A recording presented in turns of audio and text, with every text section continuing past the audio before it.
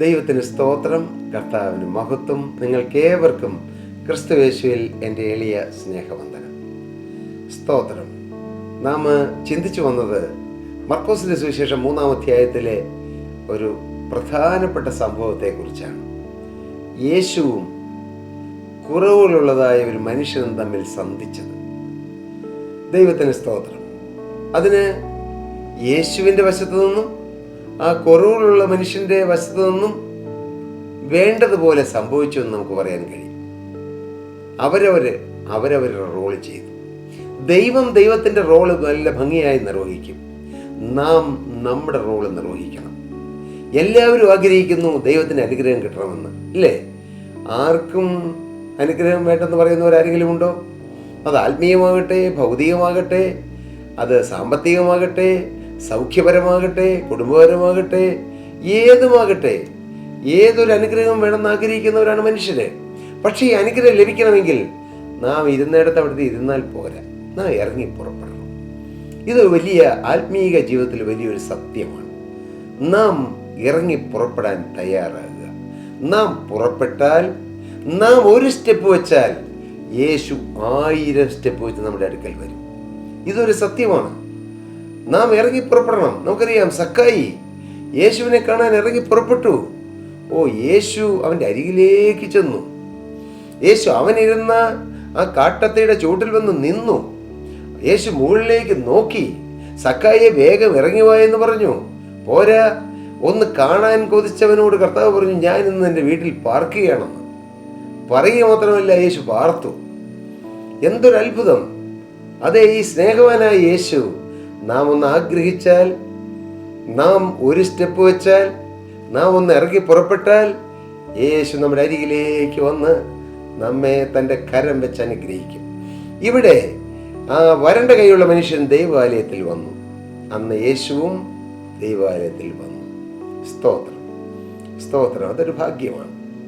നിത്യ തേജോമനായ ദൈവവും നിസ്സാരനായ മനുഷ്യനും തമ്മിൽ സന്ധിക്കുന്നു.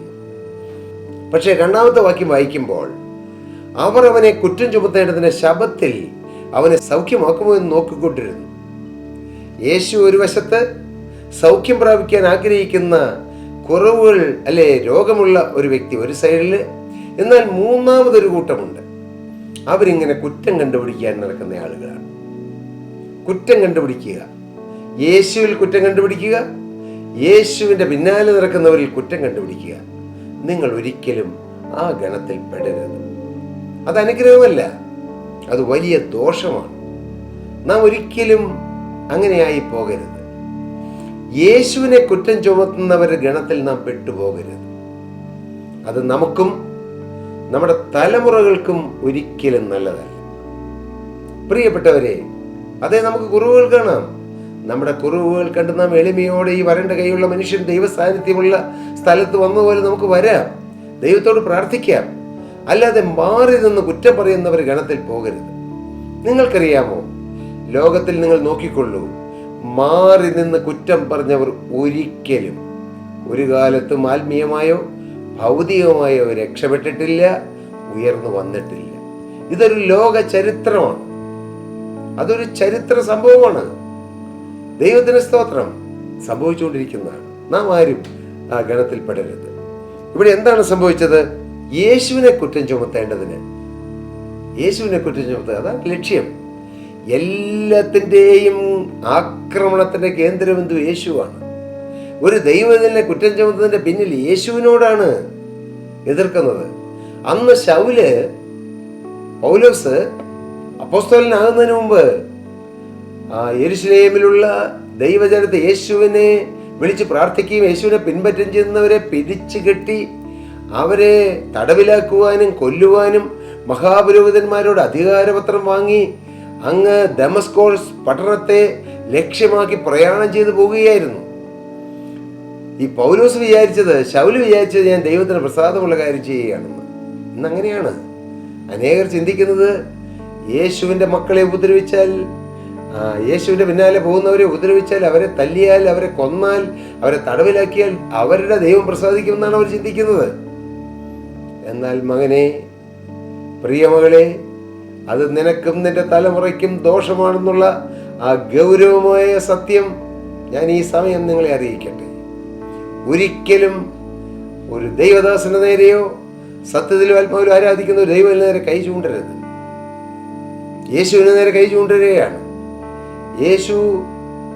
യേശുവിനെ കുറ്റം ചുമത്തുവാൻ യേശു ശബത്തിൽ ഇവനെ സൗഖ്യമാക്കുമോ എന്ന് നോക്കിക്കൊണ്ടിരിക്കുകയാണ്. അവർക്ക് വലുത് യേശുവിനേക്കാൾ വലുത് ശബത്താണ്, ചില ആചാരങ്ങളാണ്. ഇന്നും അങ്ങനെയാണ്.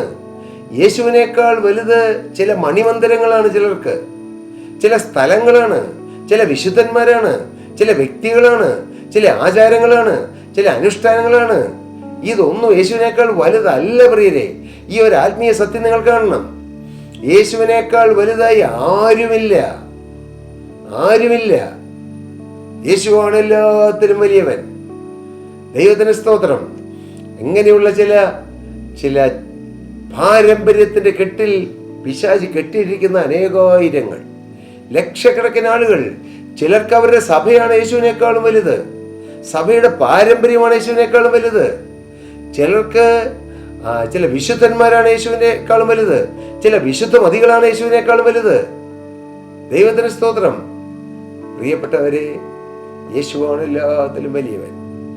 മാത്രമല്ല, അവരുടെ ചില ചടങ്ങുകൾ, അവരുടെ പിതാക്കന്മാർ ആചരിച്ചു പോകുന്ന ചില ചടങ്ങുകൾ യേശു ലംഘിക്കുന്നുണ്ടോ എന്ന് നോക്കുകയാണ്. നിങ്ങൾക്കറിയാമോ, യേശു ചടങ്ങുകളെക്കാളും ആചാരങ്ങളെക്കാളും അനുഷ്ഠാനങ്ങളെക്കാളും വലിയവനാണ്. യേശു ശാബത്തിനേക്കാളും വലിയവനാണ്. ദൈവത്തിന് സ്തോത്രം. ഈ ശാബത്ത് ദിവസം ഇങ്ങനെ എല്ലാം ചെയ്യണമെന്ന് അന്ന് പഴയ നിയമകാലത്ത് കൽപ്പിച്ചതും അത് പ്രമാണിക്കാൻ ജനത്തിന് പ്രബോധനം തന്നതും കൽപ്പന തന്നതെല്ലാം നിത്യനായ ദൈവമാണ്. ആ ദൈവത്തോടാണ് ഇവർ മത്സരിക്കുന്നത്. യേശുവിനെ അവർ ദൈവമായി കണ്ടില്ല. യേശുവിനെ അവർ ദൈവപുത്രനായി കണ്ടില്ല. കർത്താവിന് സ്തോത്രം. ഇന്നും അങ്ങനെയാണ്. യേശു ആരാ? വിശുദ്ധന്മാരുടെ പേരറിയാം, മറ്റ് ഉപദേഷ്ടാക്കന്മാരുടെ പേരറിയാം, ഒരുപാട് ആളുകളുടെ പേരറിയാം. യേശു അവരിൽ ഒരാൾ, അല്ലെങ്കിൽ അവരിൽ ഇച്ചിരി താണെ ഒരാൾ എന്നുള്ള ചിന്തയാണ് അനേകർക്ക്. പ്രിയരെ, യേശു ആരാണ്? യേശു മോശയേക്കാൾ വലിയവനാണ്. യേശു പ്രവാചകന്മാരെക്കാൾ ശ്രേഷ്ഠനാണ്. യേശു ദൈവാലയത്തെക്കാൾ വലിയവനാണ്. ചിലർക്ക് ദൈവാലയമാണ്. ദൈവാലയം. ദൈവത്തിന് സ്തോത്രം. ദൈവാലയം എന്ന് പറഞ്ഞ് മനുഷ്യർ നടക്കുന്നു. ചർച്ച എന്ന് പറഞ്ഞ് നടക്കുന്നു. അല്ലെങ്കിൽ ദേവദാസൻ എന്ന് പറഞ്ഞ് നടക്കുന്നു. എൻ്റെ പ്രിയരെ, അതിലെല്ലാം വലിയവനല്ലേ യേശു? നിങ്ങളൊന്ന് ചിന്തിക്ക്. ഈ ഭൂമിയിൽ നിങ്ങൾക്ക് വേണ്ടി ആരെങ്കിലും മരിച്ചോ? ഏതെങ്കിലും ദേവദാസൻ മരിച്ചോ? ഏതെങ്കിലും പുരോഹിതനോ മഹാപുരോഹിതനോ മരിച്ചിട്ടുണ്ടോ? നിങ്ങൾക്ക് വേണ്ടി ആരെങ്കിലും മരിച്ചിട്ടുണ്ടോ? മരിക്കാൻ തയ്യാറാകുമോ? ഇല്ല. പക്ഷേ മകനെ, മകളെ, നിനക്ക് വേണ്ടി മരിച്ച ഒരാളുണ്ട്. നിനക്ക് പകരക്കാരനായി മരിച്ച ഒരാളുണ്ട്. നിനക്ക് വേണ്ടി മരിച്ച ഒരാളുണ്ട്. നിനക്ക് സമാധാനം തരുവാൻ അടിപ്പടലേറ്റൊരു യേശുണ്ട്. നിനക്ക് സൗഖ്യം തരുവാൻ അടിപ്പടലേറ്റൊരു യേശുണ്ട്. നിനക്ക് സമാധാനം തരുവാൻ സ്വന്തം ശരീരത്തിൽ ശിക്ഷയേറ്റൊരു യേശുണ്ട്. യേശുവാണ് വലിയവൻ. യേശുവിനെ കാണുക, യേശുവിനെ സ്നേഹിക്കുക. എബ്രായർക്കെഴുതിയ ലേഖനം 12-ാം അധ്യായം 1-ാമത്തെ വാക്യത്തിൽ പറയുന്നു, ആകയാൽ സാക്ഷികളുടെ വലിയൊരു സമൂഹം. ഏതാണത്? എബ്രായ ലേഖനം 11-ാം അധ്യായം ആദ്യം മുതൽ അവസാനം വരെയും സാക്ഷികളും വിശുദ്ധന്മാരും ദൈവത്തെ അനുഭവിച്ച അനേക വിശ്വാസ വീരന്മാരുടെ പട്ടികകൾ പരിശുദ്ധാത്മാവ് അപ്പോസ്തലനായ പൗലോസിലൂടെ എഴുതിയതിനു ശേഷം എല്ലാത്തിനും ഒരു ഫുൾ സ്റ്റോപ്പ് ഇട്ടു. 11-ാം അധ്യായത്തിന്റെ ഫുൾ സ്റ്റോപ്പ്. പക്ഷേ 12-ാം അധ്യായം തുടങ്ങുന്നത് ആകയാൽ നാമും 11-ാം അധ്യായത്തിൽ പറഞ്ഞ സാക്ഷികളുടെ വലിയൊരു സമൂഹം നമുക്ക് ചുറ്റും ഉണ്ട്. ശരിയാണ്. വിശുദ്ധന്മാരുണ്ട്, ദൈവത്തെ അനുഭവിച്ചവരുണ്ട്, കർത്താവിന്റെ സാക്ഷികളുണ്ട്. പ്രാർത്ഥിച്ചാൽ പ്രാർത്ഥന കേട്ട് ദൈവസന്നിധിയിൽ പ്രവർത്തിച്ചവരുണ്ട്, പ്രാർത്ഥിച്ച് തീ ഇറക്കിയവരുണ്ട്, പ്രാർത്ഥിച്ച് അത്ഭുതം നടത്തിയവരുണ്ട്. സത്യമാണ്. അത്ഭുതങ്ങൾ ഉണ്ട്, അടയാളങ്ങൾ ഉണ്ട്, വീര്യപ്രവർത്തികൾ ഉണ്ട്. പക്ഷെ ക്രിസ്തു ഒരുവനേ ഉള്ളൂ. ആകയാൽ നാം സാക്ഷികളുടെ ഇത്ര വലിയൊരു സമൂഹം നമുക്ക് ചുറ്റും നിൽക്കുന്നതുകൊണ്ട് സകല ഭാരവും മുറുകെ പറ്റുന്ന പാപവും വിട്ട് നമുക്ക് മുമ്പിൽ വെച്ചിരിക്കുന്ന ഓട്ടം സ്ഥിരതയോടെ ഓടുക. എന്നിട്ട് ഒരു കാര്യം ചെയ്യണം, ഒരാളെ നോക്കണം. ഓടിക്കോ, കുഴപ്പമില്ല. ഏത് ട്രാക്കിലൂടെ ഓടിക്കോ, സ്വർഗരാജ്യത്തെ ലക്ഷ്യമാക്കി ഓടണം. വിശ്വാസത്തിന്റെ നായകനും പൂർത്തി വരുത്തുന്നതിനായി യേശുവിനെ നോക്കിക്കൊള്ളണം. ഈ ഓട്ടം പൂർത്തീകരിച്ചു തരുന്ന ഒരു യേശുവുണ്ട്. ലക്ഷ്യസ്ഥാനം യേശുവാണ്. ലക്ഷ്യസ്ഥാനം ഒരു പള്ളിയല്ല, ലക്ഷ്യസ്ഥാനം ഒരു ചടങ്ങല്ല, ലക്ഷ്യസ്ഥാനം ഒരു ആചാരമല്ല, ലക്ഷ്യസ്ഥാനം ഏതെങ്കിലും ഒരു വിശുദ്ധനല്ല, ലക്ഷ്യസ്ഥാനം ഏതെങ്കിലും ഒരു വിശുദ്ധമതിയല്ല, ഏതെങ്കിലും ഒരു ചർച്ചല്ല. ഞാൻ പറയുന്നത് ഒരു പുരാതന ചർച്ചുമല്ല, ഒരു പുതിയ ചർച്ചുമല്ല. കർത്താവിന് സ്തോത്രം. ഇനി രക്ഷിക്കപ്പെട്ട് മാനസാന്തരപ്പെട്ട് ചർച്ചിൽ പോകുന്നവര് എൻ്റെ ചർച്ച എന്ന് പറഞ്ഞ് ആ ചർച്ചിലേക്ക് പോകുന്നതല്ല. അതിലുപരിയായി യേശുവുമായിട്ടൊരു ബന്ധം വേണം, യേശുവുമായി ഒരു അഭേദ്യ ബന്ധം വേണം, യേശുവുമായി വിട്ടുമാറാൻ കഴിയാത്തൊരു ബന്ധം വേണം. ആ സ്നേഹത്തിൽ നാം എന്നുമെന്നും നിലനിന്നാലേ നാം കടന്നു പോകുമ്പോൾ യേശു വസിക്കുന്ന രാജ്യത്തിലെത്തുകയുള്ളൂ. ഹല്ലേലൂയ. വിശ്വാസന നായകനും പൂർത്തി വരുത്തുന്ന യേശുവിനെ നോക്കുക. യേശു എന്താണ് ചെയ്തത്? യേശു തൻ്റെ മുമ്പിൽ വെച്ചിരുന്ന സന്തോഷം അവൻ ഓർത്തു, അപമാനം അലക്ഷ്യമാക്കി ക്രൂശിനെ സഹിക്കുകയും ദൈവസിംഹാസനത്തെ വലത്തുഭാഗത്തിരിക്കുകയും ചെയ്തു. വീണ്ടും അപ്പോസ്തലൻ പറയുകയാണ്, നിങ്ങളുടെ ഉള്ളിൽ ക്ഷീണിച്ച് മടുക്കാതിരിപ്പാൻ പാപികളാൽ തനിക്ക് ഇങ്ങനെയുള്ള വിരോധം സഹിച്ച യേശു ക്രിസ്തുവിനെ ധ്യാനിച്ചുകൊള്ളുകയും. ഓ ഹല്ലേലൂയ. യേശു ക്രിസ്തു. എബ്രായ ലേഖനം 3-ാം അധ്യായത്തിൽ പറയുന്നു, അതുകൊണ്ട് സഹോദരന്മാരെ, വിശുദ്ധ വിളിക്ക് ഓഹരിക്കാരായുള്ളവരെ, നാം സ്വീകരിച്ചു പറയുന്ന അപ്പോസ്തലനും മഹാപുരോഹിതനുമായ യേശു ക്രിസ്തുവിനെ ശ്രദ്ധിച്ചു നോക്കുക. ചുമ്മാ നോക്കിയാ പോരാ. ഒരിടത്ത് ഒരു വിശുദ്ധൻ, മറ്റിടത്ത് യേശു, രണ്ടും ഒരുപോലെ അല്ലല്ല. യേശു ഉള്ളത് കൊണ്ടാണ് വിശുദ്ധനായത്. നിങ്ങൾക്കറിയാമോ? യേശു ഉള്ളത് കൊണ്ടാണ് വിശുദ്ധമതികളായത്. കർത്താവിന്റെ സ്തോത്രം. വിശുദ്ധമതി ഉള്ളതുകൊണ്ടല്ല യേശുവായത്. യേശു ഉള്ളത് കൊണ്ടാണ് വിശുദ്ധമതികളായത്. ഇത് വിപ്ലവം പറയുകയാണോ? അല്ല, ഇത് സത്യം പറയുകയാണ്. വേദപുസ്തകമാണ് പറയുന്നത്, ദൈവവചനമാണ് പറയുന്നത്. പ്രിയരെ, എങ്ങനെ സത്യം മറച്ചു വയ്ക്കും? എങ്ങനെ സത്യം പറയാതിരിക്കും? ഈ സത്യം നിങ്ങളൊന്ന് അറിയണ്ടേ? ഇന്ന് ആചാരങ്ങളിലും അനുഷ്ഠാനങ്ങളിലും വിശുദ്ധന്മാരുടെ പുറകെയും ആചാരങ്ങളുടെ പുറകെയും ജനം ഒഴുകിക്കൊണ്ടിരിക്കുകയാണ്, നശിച്ചുകൊണ്ടിരിക്കുകയാണ്. രക്ഷപ്പെടണ്ടേ? ദൈവരാജ്യത്തിൽ എത്തണ്ടേ? കർത്താവിന് സ്തോത്രം. പ്രിയപ്പെട്ടവരെ, എനിക്ക് ഞാൻ ആരോടും എതിരല്ല, പക്ഷേ ഉള്ള സത്യം പറയണ്ടേ? ഈ സത്യം അറിയാതെ ജനം ഇങ്ങനെ ഇടം കയ്യേത് വലം കയ്യേതെന്നറിയാതെ ജനം ഇങ്ങനെ ഒഴുകുകയാണ്. ഏതെങ്കിലും ഒരു നേതാവ് പറയും അങ്ങോട്ട് പോരെ, ഇല്ലാത്ത രൂപയൊക്കെ വാങ്ങിച്ച് അങ്ങോട്ട് പോരെ, നേർച്ച കാഴ്ചകളോടുകൂടി അങ്ങോട്ട് പോരെ, വഴിപാടുകളോടുകൂടി അങ്ങോട്ട് പോരെ, എല്ലാം രക്ഷപ്പെടും. എവിടെ രക്ഷപ്പെടാൻ? രക്ഷയ്ക്ക് ഒരു മാർഗമേ ഉള്ളൂ, രക്ഷപ്പെടാൻ ഒരു സ്ഥലമേ ഉള്ളൂ, രക്ഷ കൊടുക്കുന്ന ഒരു വ്യക്തിയേ ഉള്ളൂ. അതാണ് എനിക്കും നിങ്ങൾക്കും വേണ്ടി കാൽവരിയിൽ യാഗമായി എൻ്റെ യേശു. 19-ാമത്തെ വയസ്സിൽ ഈ ഒരു സത്യം എൻ്റെ ഹൃദയത്തിൽ കർത്താവ് പകർന്നു തന്നതാണ്. അന്ന് മുതൽ ഞാൻ യേശുവിന്റെ സാക്ഷിയായി ജീവിക്കുന്നു.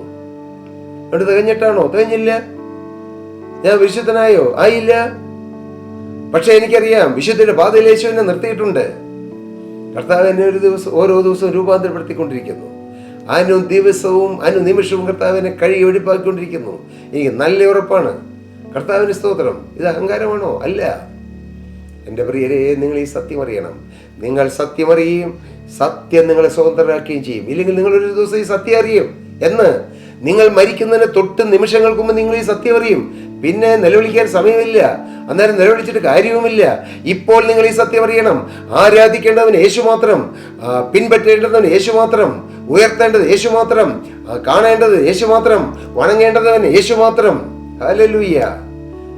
വിശുദ്ധന്മാരെ ബഹുമാനിക്കാൻ കേട്ടോ, ബഹുമാനിക്കണം. ഞാൻ വിശുദ്ധന്മാരെ ബഹുമാനിക്കുന്നയാളാണ്.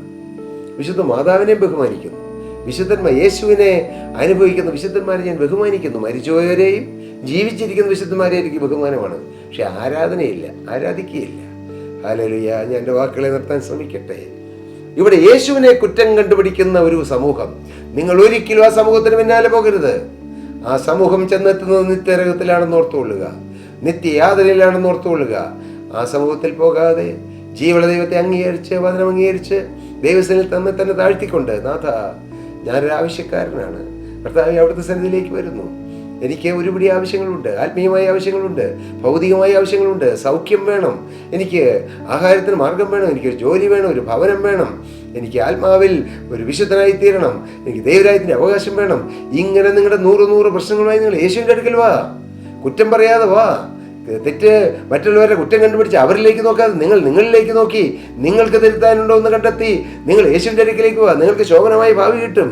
ഇല്ലെങ്കിൽ മോനെ, നീ മറ്റുള്ളവരുടെ തെറ്റും ദൈവമക്കളുടെ തെറ്റും യേശുവിൻ്റെ തെറ്റും കണ്ടുപിടിച്ചാൽ നിനക്ക് സ്വസ്ഥത കിട്ടുകയില്ല, നിനക്ക് സ്വസ്ഥതയുള്ള കുടുംബം കിട്ടുകയില്ല.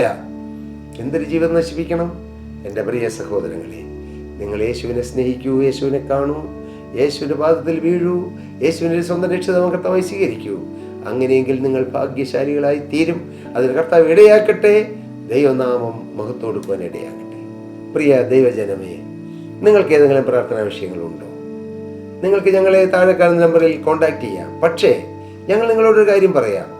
നിങ്ങൾ യേശുവിനെ രക്ഷിതാവും കർത്താവായി സ്വീകരിച്ചതിന് ശേഷം നിങ്ങൾ തന്നെ മുഴങ്കാൽ മടക്കി പ്രാർത്ഥിക്കൂ. യേശു നിങ്ങളുടെ പ്രാർത്ഥന കേൾക്കും. തീർച്ചയാണ് യേശു നിങ്ങളുടെ പ്രാർത്ഥനയ്ക്ക് മറുപടി തരും. നിങ്ങൾ വിശ്വാസത്തോടെ പ്രാർത്ഥിക്കുക, മടുത്തു പോകാതെ പ്രാർത്ഥിക്കുക. അല്ല, നിങ്ങൾക്ക് ഏതെങ്കിലും പ്രാർത്ഥനാ സഹായം ആവശ്യമുണ്ടെങ്കിൽ തീർച്ചയായും ഞങ്ങളെ വിളിക്കാം, ഞങ്ങൾക്ക് തടസ്സമില്ല. പക്ഷെ നിങ്ങൾ മുറുകെ പിടിക്കേണ്ടത് യേശുവിനെയാണ്. നിങ്ങൾ വിളിക്കൂ, ഞങ്ങൾ നിങ്ങൾക്ക് വേണ്ടി പ്രാർത്ഥിക്കാം. കർത്താവ് നിങ്ങളെ അനുഗ്രഹിക്കും.